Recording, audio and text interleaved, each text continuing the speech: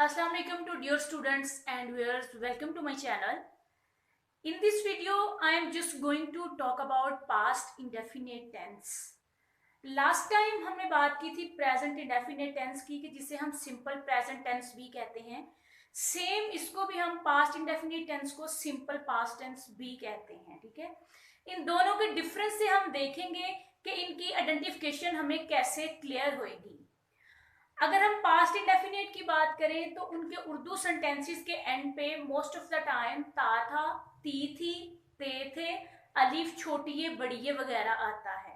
ठीक है, एग्जाम्पल्स अगर हम इन दोनों की देखें तो प्रेजेंट इंडेफिनेट के एंड पे ता हूं, ता है, ती थी, ती है वगैरह आता था। ठीक है, लेकिन पास्ट इंडेफिनेट की बात करें तो उसमें ता था, ती थी, ते थे वगैरह आता है। मैं तेज दौड़ता था या मैं तेज दौड़ा। ठीक है, मैं तेज दौड़ता हूं, प्रेजेंट इंडेफिनिट में ता हूं है एंड पे, और पास्ट इंडेफिनिट में ता था और या इसमें अलिफ भी एंड पे हो सकता है। ठीक है, अलिफ छोटी है या बड़ी है। सेकंड एग्जांपल की अगर हम बात करें तो लड़कियां स्कूल जाती हैं, प्रेजेंट इंडेफिनिट में आता है ती हैं। ठीक है, जाती हैं, लेकिन जैसे ही हम पास्ट इंडेफिनिट में जंप करते हैं तो उसमें लड़कियां स्कूल जाती थी, बात पास्ट में आ गई। ठीक है, या लड़कियां स्कूल गई। आइडेंटिफिकेशन की मोर क्लैरिफिकेशन के लिए जो 3 पॉइंट्स हैं ये बहुत इंपॉर्टेंट हैं।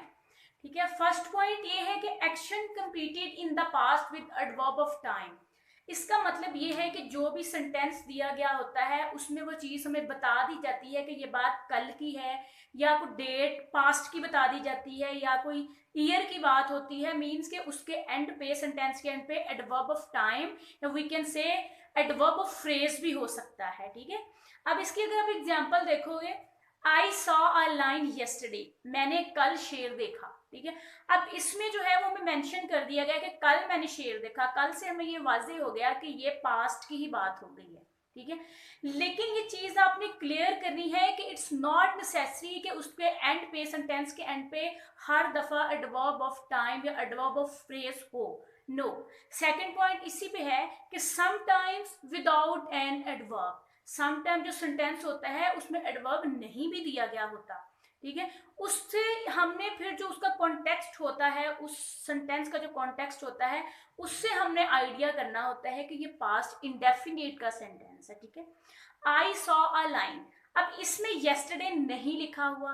ठीक है, इसमें सिर्फ इतना बताया गया है कि मैंने शेर देखा, हालांकि कल देखा ये नहीं लिखा, एडवर्ब नहीं दिया गया, लेकिन उसका कॉन्टेक्स्ट से हमें पता चल रहा है कि देखा। जाहिर है ये बात पास्ट की ही हो रही है। अगर ये बात फ्यूचर की होती तो उसमें क्लियर किया गया होता, उसमें गा होता। अगर ये बात प्रेजेंट की होती तो उसमें ता है होता साथ। ठीक है, थर्ड पॉइंट है कि जिस तरह प्रेजेंट इंडेफिनिट में हैबिट होती है, हैबिचुअल एक्शन होता है, same is the case with it कि पास्ट इंडेफिनिट में भी हैबिट होती है, लेकिन वो हैबिट पास्ट में होती है। ठीक है, एग्जाम्पल देखते हैं। वो हमेशा अपने साथ छतरी रखती थी। ठीक है, she always carried an umbrella. अब ये पास्ट की बात हो रही है कि पास्ट में हैबिट की बात है, तो ये इसकी आइडेंटिफिकेशन, आपने 3 पॉइंट्स आप माइंड में रखेंगे कि तो आपको आइडेंटिफिकेशन बिल्कुल इसकी क्लियर हो जाएगी।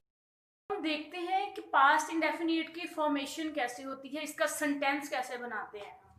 अफर्मेटिव सेंटेंस कैसे बनता है, नेगेटिव कैसे बनता है, interrogative and negative interrogative sentences कैसे बनते हैं। ठीक है, सबसे पहले अगर अफर्मेटिव सेंटेंसेस की बात की जाए तो उसमें आपने ये चीज अपने माइंड में क्लियर करनी है कि present indefinite and past indefinite दो ऐसे टेंसेस हैं जिनको सिंपल सेंटेंस मीन्स कि अफर्मेटिव सेंटेंसेस बनाने में कोई भी हेल्पिंग वर्ब यूज नहीं होता। ठीक है, जो पहला लेक्चर दिया था उसमें बात आपको ये क्लियर बताई थी कि पास्ट इंडेफिनिट वह टेंस है जिसको अफर्मेटिव टेंसेस बनाने में second form of verb use करते हैं, और 11 टेंसेस में हम बिल्कुल भी किसी भी टेंस में second form of verb use नहीं करते। ठीक है, सबसे पहले इसमें होएगा subject plus second form of verb plus object. Simple method है, इसमें कोई मुश्किल बात नहीं है। कि अगर मैं इसकी एग्जांपल देखूं तो उन्होंने हमारी मदद की, दे हेल्प्ड अस। ठीक है, अब आपको पता है कि हेल्प की वैसे तो मदद की जो इंग्लिश ट्रांसलेशन होती है वो हेल्प होती है, लेकिन जब हम उसकी सेकंड फॉर्म की बात करें तो वो सेकंड फॉर्म हेल्प्ड होती है। ठीक है, ये क्लियर हो गया। उसके बाद अगर हम नेगेटिव सेंटेंसेस की बात करें तो उसमें एक ही हेल्पिंग वर्ब यूज होगा और वो होगा डिड, ठीक है।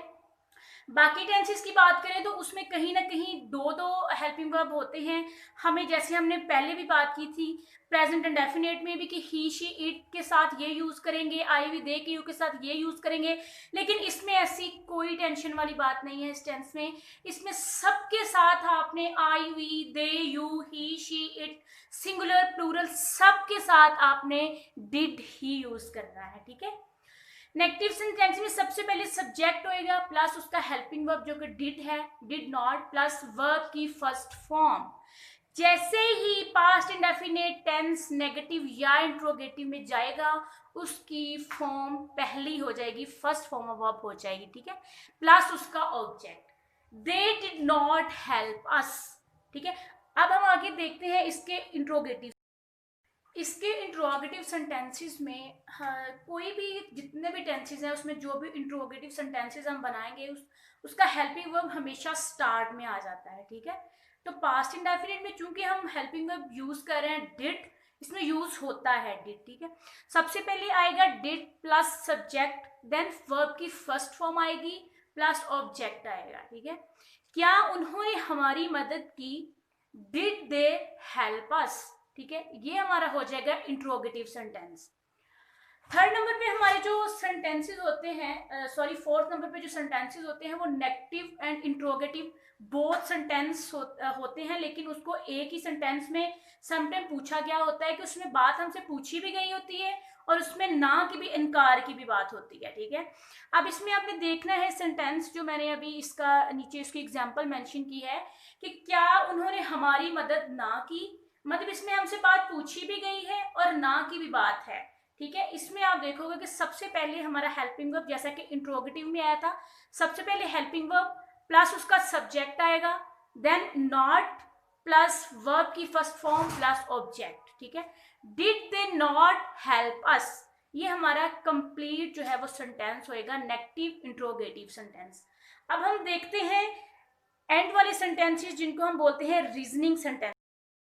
आगे आ जाते हैं जी रीजनिंग सेंटेंसेस, जिसका नाम आपने वेरी फर्स्ट टाइम सुना होगा, ठीक है। रीजनिंग सेंटेंसेस वो होते हैं जिसमें कोई ना कोई आपसे रीजन पूछी गई होती है और रीजनिंग वर्ड्स जो है वो मैंने साइड पे मेंशन किए हुए हैं, वो सेंटेंस जिसमें क्यों, कहाँ, कैसे, कौन की बात की गई हो, ठीक है। तो ये हमारे पास वर्ड्स कौन कौन से हैं, where, why, which, how, who, how much, how did, ये सारे जो हैं वो रीजनिंग वर्ड्स होते हैं, ठीक है। जो रीजनिंग सेंटेंसेस जो होते हैं उनका भी फॉर्मेट बिल्कुल इंट्रोगेटिव सेंटेंसेस की तरह ही होता है, लेकिन उसमें सिर्फ डिफरेंस ये होता है कि आपने जो रीजनिंग वर्ड होता है वो हमारे पास हेल्पिंग वर्ब से भी पहले लगाया जाता है, ठीक है। अब एग्जाम्पल देखोगे तो आपका माइंड क्लियर होएगा, उन्होंने हमारी मदद क्यों की। अब क्यों इसमें रीजनिंग वर्ड है, ठीक है। जैसे मैंने फॉर्मेशन में ऊपर मेंशन किया है RW का मतलब रीजनिंग वर्ड है कि why did they help us, कोई इसमें कोई मुश्किल बात नहीं है, सिर्फ इसमें आपने जो रीजनिंग वर्ड होता है वो वेरी स्टार्ट में ले आना होता है, ठीक है। आई होप सो आपको पास्ट इंडेफिनिट की समझ क्लियरली आ गई होगी। फिर भी अगर आपको कोई प्रॉब्लम है, कहीं से आपको समझ नहीं आई या आपके पास इसके अलावा कोई सवाल है तो आप नीचे कमेंट में जाकर मुझसे पूछ सकते हैं, ठीक है। अगर आपको ये वीडियो अच्छी लगी हो तो प्लीज लाइक करिएगा, शेयर करिएगा और सब्सक्राइब करना नहीं भूलिएगा। अल्लाह हाफिज।